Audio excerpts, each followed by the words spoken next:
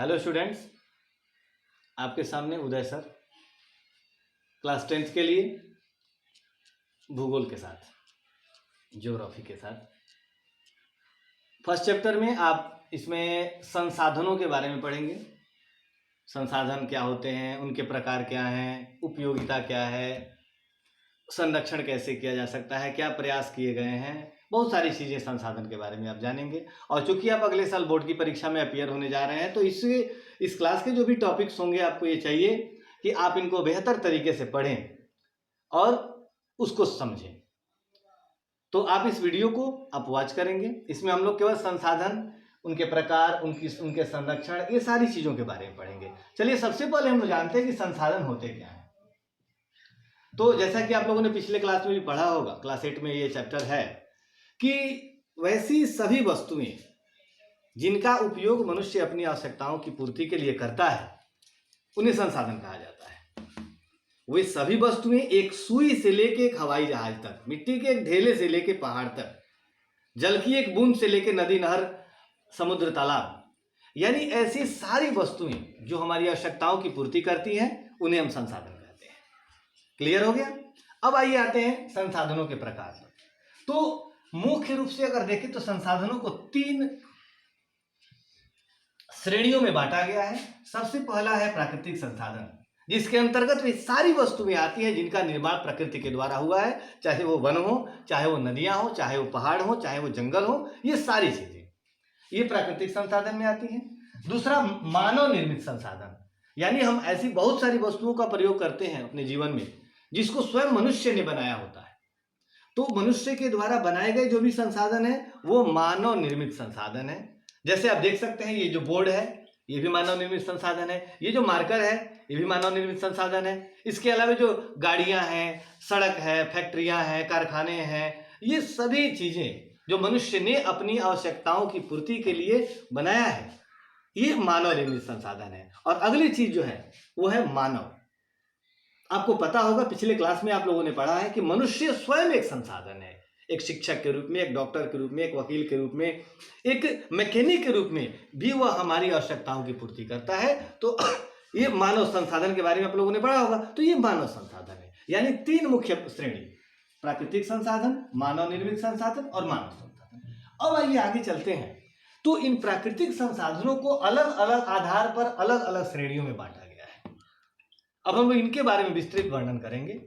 आप लोग भी इसका बढ़िया से इसको वॉच करेंगे, देखेंगे, ताकि आपकी समझ में कॉन्सेप्ट बिल्कुल क्लियर हो जाए। तो पहली चीज है उत्पत्ति। और आपको पता है कि उत्पत्ति के आधार पर चीजें 2 ही प्रकार की होती हैं, सजीव और निर्जीव। तो संसाधन भी उत्पत्ति के आधार पर 2 ही प्रकार के होते हैं, और वो 2 होते हैं जैव और अजैव। यानी वैसे संसाधन जिनमें जीवन होता है, यानी सभी सजीव वस्तुएं, ये हमारे जैव संसाधन है। जैसे पेड़ पौधे हो गए, पशु पक्षी हो गए, मछलियां हो गई, स्वयं मनुष्य हो गया, ये सभी हमारे जैव संसाधन है। जबकि जो बाकी जो निर्जीव वस्तुएं हैं जिनका हम उपयोग करते हैं, ये अजैव संसाधन है। जैसे नदियां हैं, पहाड़ है, वो सौर ऊर्जा है, वो गाड़ियां हैं, फैक्ट्रियां हैं, सड़क है, विद्यालय है, कलम है, बेंच है, ये सभी जो चीजें, it means non living things, ये अजैव संसाधन। दूसरा समाप्यता। समाप्यता का मतलब कुछ ऐसे संसाधन जिनका हम लगातार अगर उपयोग करें तो वो समाप्त हो सकते हैं, जबकि कुछ ऐसे संसाधन है जो लगातार उपयोग के बावजूद समाप्त नहीं हो सकते हैं, क्योंकि प्राकृतिक प्रक्रियाओं के द्वारा उनके एक तरह से जो रिप्लेनिशमेंट होता है, पुनर्भरण, वो ऑटोमेटिकली होता है। और ऐसे संसाधनों को जो समाप्त नहीं हो सकते हैं या जो समाप्त हो सकते हैं, इस कैटेगरी पर 2 वर्ग में डाला गया है, नवीकरणीय और अनवीकरणीय। जिनकी जो मात्रा है वो कभी समाप्त नहीं हो सकती है, लगातार उपयोग के बावजूद भी, वो नवीकरणीय होते हैं। जैसे वायु है, जल है, इसके अलावा सौर ऊर्जा है। और आपको पता होगा कि जल चक्र के द्वारा जल की मात्रा हमेशा स्थायी बनी रहती है। प्रकाश संश्लेषण, श्वसन, ये सारी प्रक्रियाएं मिलके वायु की मात्रा को मेंटेन करके रखती हैं।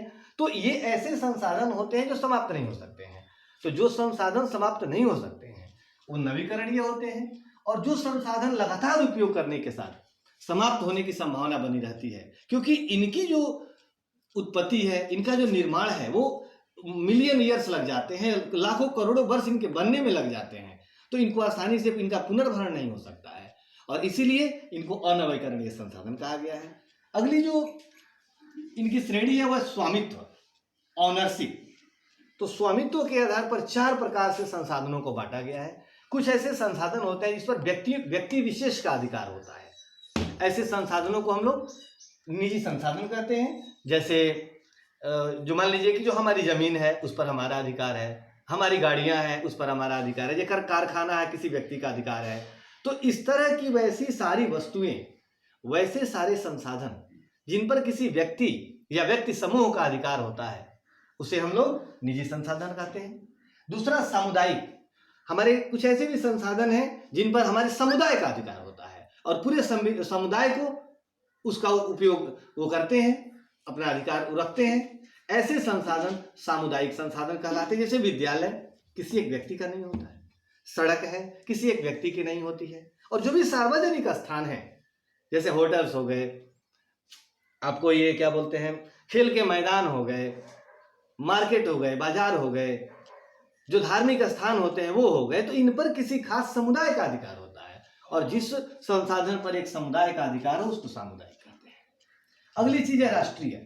किसी राष्ट्र के अंतर्गत आने वाले सभी संसाधन राष्ट्रीय संसाधन कहलाते हैं। जैसे कि जो वन है, जो नदियां हैं, जो भूमि संसाधन है, जो खनिज हैं, यानी राष्ट्रीय दायरे में किसी राष्ट्र की परिधि में आने वाले सभी संसाधन राष्ट्रीय संसाधन कहलाते हैं। और एक और चीज आप लोग याद रखेंगे कि अगर किसी राष्ट्र की जो स्थल सीमा किसी समुद्री सीमा से मैच करती है, जैसे कि आप लोग देखे होंगे तो भारत का जो दक्षिणी हिस्सा है वो पूर्व की तरफ बंगाल की खाड़ी और पश्चिम की तरफ अरब सागर, दक्षिण की तरफ हिंद महासागर से घिरा हुआ है। तो भारत की जो स्थल सीमा है वहां से 11.2 नॉटिकल माइल्स का जो दायरा होता है वो उस देश के दायरे में आता है। यानी हिंद महासागर में इतना डिस्टेंस, अरब सागर में इतना डिस्टेंस और बंगाल की खाड़ी में, तो इसके दायरे में आने वाले संसाधन भी राष्ट्रीय संसाधन कहलाते हैं। एग्जाम्पल के तौर पे आप देखें तो जो महाराष्ट्र का मुंबई हाई है जो समुद्र में स्थित है, उस पर भारत सरकार का अधिकार है क्योंकि वो इस क्षेत्र में आता है। अब चौथा होता है अंतर्राष्ट्रीय संसाधन, जो ऐसे संसाधन जिन पर किसी देश विशेष का अधिकार नहीं है, ऐसे संसाधन पर जिन पर अंतर्राष्ट्रीय संस्थाएं का अधिकार होता है, वो इसके लिए नियम बनाती है, तो ये अंतर्राष्ट्रीय संसाधन कहलाती है। अब ये है क्या, किस जगह के संसाधन को हम इंटरनेशनल या अंतर्राष्ट्रीय संसाधन कहेंगे, तो उसके लिए एक चीज आपको जानना जरूरी है और वो है अपवर्जक क्षेत्र, जिसको हम लोग एक्सक्लूसिव जोन कहते हैं। और किसी राष्ट्र की सीमा से, किसी राष्ट्र की जो परिधि होती है, जो लैंड बाउंड्री होती है, उससे 200 नॉटिकल माइल के बाद, 200 नॉटिकल माइल के बाद का जो समुद्री एरिया या फिर स्थल भागी जो भी होता है जिस पर किसी राष्ट्र का अधिकार नहीं है, वो सारे क्षेत्र अपवर्जक क्षेत्र में आते हैं। और अपवर्जक क्षेत्र में आने के कारण इन पर अंतर्राष्ट्रीय संस्थाओं का अधिकार होता है। ये संस्थाएं इनके लिए नियम बनाती हैं और विभिन्न देशों की साझेदारी सुनिश्चित करती हैं। अगली चीज आती है विकास की अवस्था। विकास की अवस्था के आधार पर हमारे जो संसाधन है वो 2 प्रकार के होते हैं। पहला होता है संभाव्य, पॉसिबल, और वास्तविक यानी एक्चुअल। संभाव्य संसाधन ऐसे संसाधन हैं जिनकी मात्रा के बारे में हम कंफर्म नहीं हैं, जिनके बारे में हमें पता है लेकिन उनका अभी यूज नहीं हो रहा है। तो वैसे संसाधन जिनकी उपस्थिति पता हो, संभावना पता हो लेकिन यूज नहीं हो रहा हो, वो संभाव्य संसाधन होते हैं। जैसे भारत की जो दक्षिण की नदियां हैं उनमें जल विद्युत उत्पादन की अपार संभावनाएं हैं। भारत का जो पश्चिमी क्षेत्र है वहां पवन ऊर्जा उत्पादन की अपार संभावनाएं हैं लेकिन उनका उपयोग नहीं हो रहा है, तो ये संभाव्य संसाधन। दूसरी तरफ जो मान लीजिए कि झरिया है, बोकारो है, रानीगंज है, दुर्गापुर है, भिलाई है, ये ऐसे कुछ जगह है जो अपने विभिन्न प्रकार के खनिजों के लिए प्रसिद्ध हैं। इनमें खनिजों की जो मात्रा है उसकी पहचान हुई है, उनका उपयोग हो रहा है, तो ऐसे जो संसाधन होते हैं इनको हम लोग वास्तविक संसाधन कहते हैं। तो इस प्रकार से संसाधनों को इन अलग अलग श्रेणियों में बांटा गया है। अब सबसे महत्वपूर्ण चीज, संसाधन के बिना विकास संभव नहीं है और संसाधन ही विकास का मूल है। इनके बिना हम कल्पना भी नहीं कर सकते हैं। अगर हमारी आवश्यकताएं पूरी नहीं हो अगर हम संसाधनों का उपयोग नहीं करें तो हमारे लिए या किसी भी समाज या देश के लिए विकास करना मुश्किल हो जाएगा। और जिस तरह से आज जनसंख्या बढ़ रही है, संसाधनों की मांग बढ़ रही है, ये काफी एक खतरा उत्पन्न हो रहा है कि आने वाले भविष्य में क्या हम अपने खास करके जो अनवीकरणीय संसाधन है क्या हम उनको बचा पाएंगे। जिस तरह से संसाधनों का दोहन हो रहा है ये पूरे विश्व के सामने एक खतरा है और ऐसी स्थिति में हमें आवश्यकता है संसाधनों के संरक्षण की।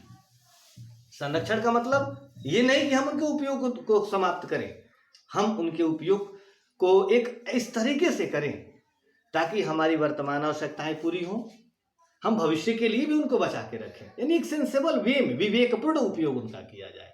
और संसाधन संरक्षण का अर्थ भी यही होता है कि वर्तमान में उनका उपयोग करना, भविष्य के लिए उनको बचा के रखना। और इस संसाधन संरक्षण में जो एक सबसे महत्वपूर्ण अवधारणा जो आती है वह है सतत विकास की अवधारणा, सस्टेनेबल डेवलपमेंट। और सतत विकास की अवधारणा कहती है कि इसके अनुसार विकास की वह प्रक्रिया जिसके द्वारा या जिसके अंतर्गत संसाधनों का इस प्रकार विवेकपूर्ण उपयोग किया जाए जिससे वर्तमान की आवश्यकताएं पूरी हों और साथ ही साथ भविष्य के लिए भी हम संसाधनों को बचा के रखें। और सबसे महत्वपूर्ण बात कि पर्यावरण को कोई खतरा उत्पन्न नहीं हो। तो ऐसे विकास की प्रक्रिया को ऐसे विकास की अवधारणा को सतत विकास की अवधारणा कहते हैं। भारत में भी स्वतंत्रता प्राप्ति के पश्चात संसाधनों के उपयोग के लिए बहुत सारे प्रयास किए गए हैं। अपने यहाँ एक योजना आयोग का निर्माण किया गया है, गठन किया गया आजादी के बाद से। ये योजना आयोग किस तरह से संसाधनों का उपयोग किया जाए, विकास किस तरह से किया जाए कि ताकि हम संसाधनों की उपलब्धता को भी बनाए रख सकें और भविष्य के लिए भी उनको हम प्रिजर्व कर सकें, इसके बारे में विचार करता है। और अगर हम अंतर्राष्ट्रीय स्तर पर प्रयास देखें तो अंतर्राष्ट्रीय स्तर पर भी विभिन्न राष्ट्रों के द्वारा बहुत सारे प्रयास किए जाते हैं ताकि संसाधनों की हम न केवल बचा के रखें बल्कि पृथ्वी को इनके अभाव से होने वाले खतरों से दूर रखा जाए। वैकल्पिक संसाधनों के बारे में हम तलाश करें और उसके लिए सबसे पहला प्रयास जून 1992 में किया गया था जब रियो डी जेनेरियो में पहला पृथ्वी सम्मेलन हुआ था जिसमें लगभग 100 से भी अधिक देश के जो प्रतिनिधि थे उन्होंने भाग लिया। इस विषय पर चर्चा हुई और इस विषय पर चर्चा के बाद एक एजेंडा 21 पर साइन किया गया था जिसके तहत उन्होंने ये शपथ लिया कि वो इस तरह से संसाधनों का उपयोग करेंगे ताकि कोई खतरा उत्पन्न नहीं हो।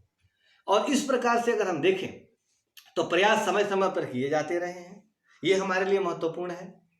तो इनको बचाना हम सभी की जिम्मेवारी बनती है। न केवल हम सरकार के भरोसे रह सकते हैं बल्कि हम व्यक्तिगत रूप से, पारिवारिक रूप से या सामाजिक रूप से भी संसाधनों को बचाने के लिए प्रयास कर सकते हैं। और केवल तभी वह स्थिति बनेगी जब हम अपनी इस विकास की प्रक्रिया को मेंटेन करके रख सकते हैं, भविष्य के लिए बचाए रख सकते हैं। बस इस वीडियो में इतना ही। अब अलग अलग संसाधनों के बारे में, अलग अलग उनकी उपयोगिता के बारे में, अलग अलग उनके क्षेत्र के बारे में हम लोग अगले वीडियो में पढ़ेंगे। तब तक के लिए नमस्कार।